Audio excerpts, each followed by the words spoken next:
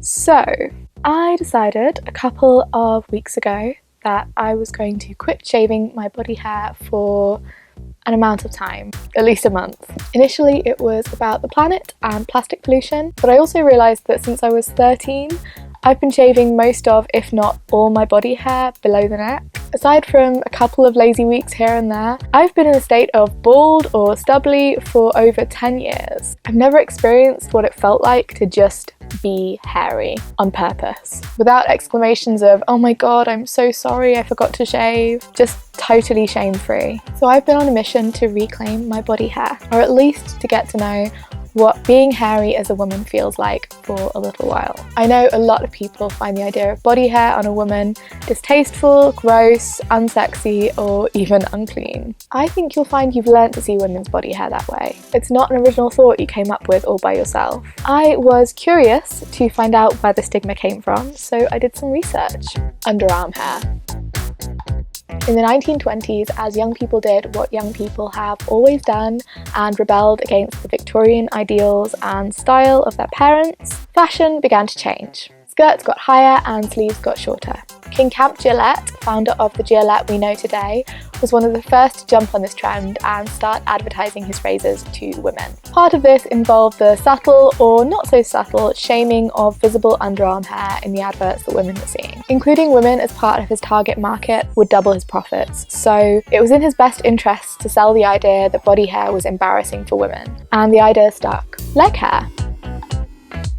Unlike with armpits, shaving your legs didn't immediately catch on. I was really surprised to find out that it appears to be World War II that saw the removal of leg hair becoming mainstream for women. In the 1920s to 1940s, hemlines were getting higher, but most women wore stockings, so no one really cared whether you shaved your legs or not. Until the war started and there was suddenly a nylon shortage. More hair removal products hit the market as women were forced to go bare-legged under their skirts. Pin-up girls also became popular among soldiers, with their long, smooth legs and what were, at the time, quite skimpy bathing suits. Women were encouraged to keep their legs hair-free to boost morale for the soldiers missing home. I don't personally understand how leg hair correlates to homesickness, but that's the sneakiness of the beauty industry for you.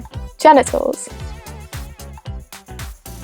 Some suggest that the trend to remove pubic hair came with the popularity of the bikini in the 50s and 60s. However, while that explains increased trimming in that area, it doesn't really explain the total removal of all pubic hair. Some people blame the fashion industry and some people blame porn. The explanation that makes the most sense to me is that because a full bush was commonplace in 1970s and 1980s photography and porn, and high fashion has always liked to shock and be different, it became the newest thing for models to shave. And as it became more popular in the fashion industry, this trickled down into pornography. As men saw more and more women with shaven nether regions in porn and began to associate this with eroticism and sex appeal, and women saw the same in fashion and the media, having unshaven pubes went from totally normal to unfashionable to taboo, all in less than 50 years. So that's a very brief history of women's body hair removal. Ultimately, I think I'll ditch the leg hair. It's itchy and just a bit uncomfortable for me, but I have enjoyed having underarm hair. I had this preconception that it would be harder to stay clean and smelling nice, but actually I sweat a lot less and my sweat seems to smell a lot cleaner. I found over the last month that I felt way less grossed out by my own hair than I expected to. I actually feel like letting my hair grow out has kind of increased my confidence. My significant other still finds me attractive, and it kind of feels defiantly sexy to just